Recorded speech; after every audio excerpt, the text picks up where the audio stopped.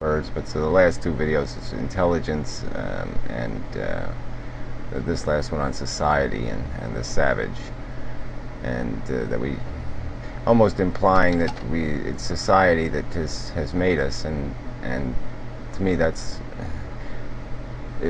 I would have gone with the first word. Intelligence has made us. You know, intelligence stops us from being a savage. You could be alone on a desert island, and as long as you have a Dr. Seuss book to learn how to read and write English, and then you have a few other books to learn how to be a human being, you can be one. I think the savage would still be capable of imagination and curiosity and all these things. He just needs enough you know, food to build that out of, especially the artistic part. I guess I don't think you need much intelligence to find that in yourself, imagination and such. And obviously you can't imagine a Buck Rogers world unless you have something to build that on. You need some understanding of mechanical things and all the rest of that, but I think you could certainly have a vivid imagination. You could certainly do a lot of erroneous thinking as a savage, and I think a lot of animals do that. I think they're munching on their grass. Sometimes a gorilla, I think, is lost in a little daydream, and he's thinking about an adventure, or you know, maybe picking up a lion and tossing him in a pond, and who knows? I mean, what sort of little stories he makes for himself. But I can't credit society. I mean, society to me is a bad word. It's only a tiny percent of society that has taken the savage out of us. A very minute percentage. Most of society is crass and cruel and crude. Is as bad as nature. It conditions us sloppily and recklessly, and it's fake and phony and a lie.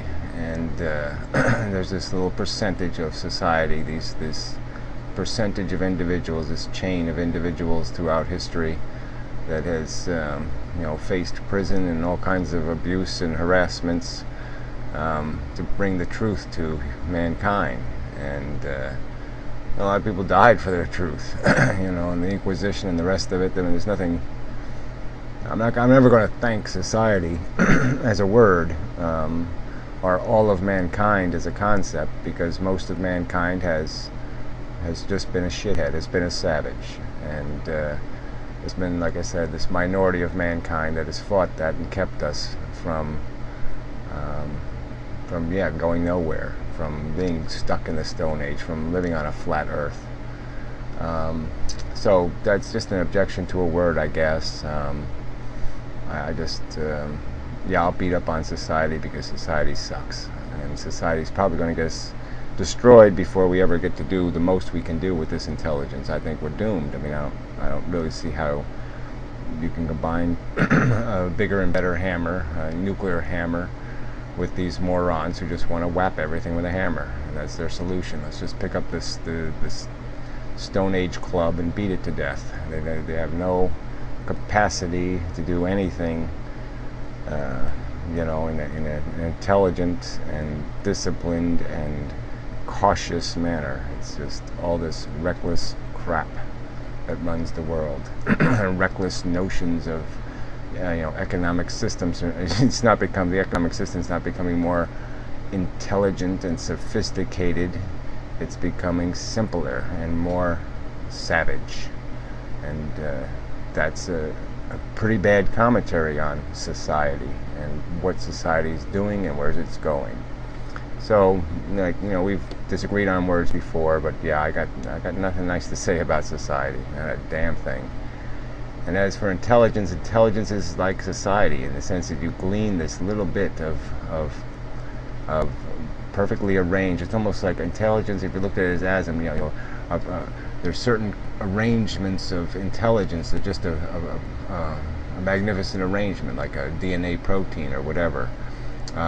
It's an arrangement of matter, and in the arrangement of ideas, and the arrangement of words, and the arrangement of concepts, you glean this little percentage that are just perfect concepts, intelligent concepts, well-ordered bits of stuff, whatever the stuff is.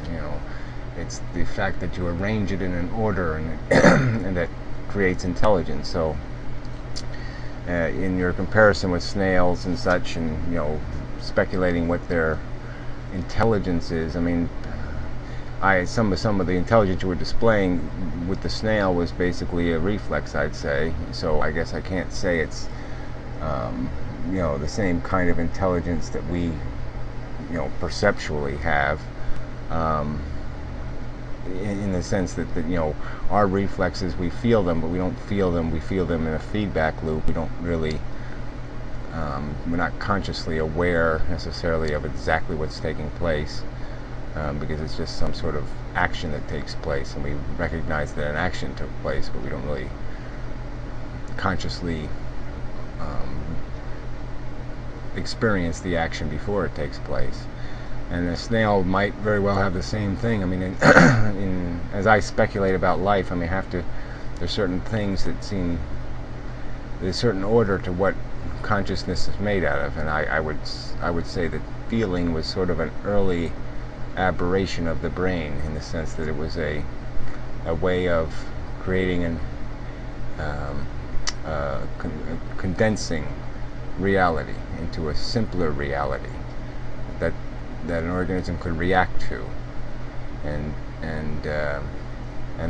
somehow in the development of the brain there was these two sides: the side that became the perceptual and the kind of side that became the reactive. And I think the perceptual would always have to have that. I think our thoughts, no matter how objective the reasoning and rationale, they always influence our emotions. There's emotion tied to thoughts.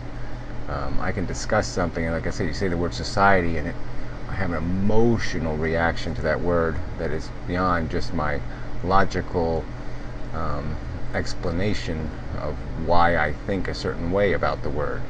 But the emotion is there, and so even the purest part of our intellect is still tied to the emotion, and that's sort of how the brain uses intelligence. I mean, this acquired little bits of ordered behavior. These little, we have billions of cells, and so they consolidate into millions of emotions, particular feelings tied to particular items in there, memories and whatnot, and even our conditioning. So it's like these different stages of brain, and it's hard to say where, with what organism it starts, and with what organism it has self-awareness. Even this is even a tricky word, because I think to some extent the gorilla is self-aware. Like I said, I think they enjoy daydreaming. I think they they perceive themselves as a center of a universe, and as a as a being, as a thing, and they understand that in that sense. I mean, as well as we would probably in their circumstance, without a language and all the stuff society gives you through that. But I mean, it's probably a very irrelevant point as to when all this begins, but it's important to understand it and appreciate it.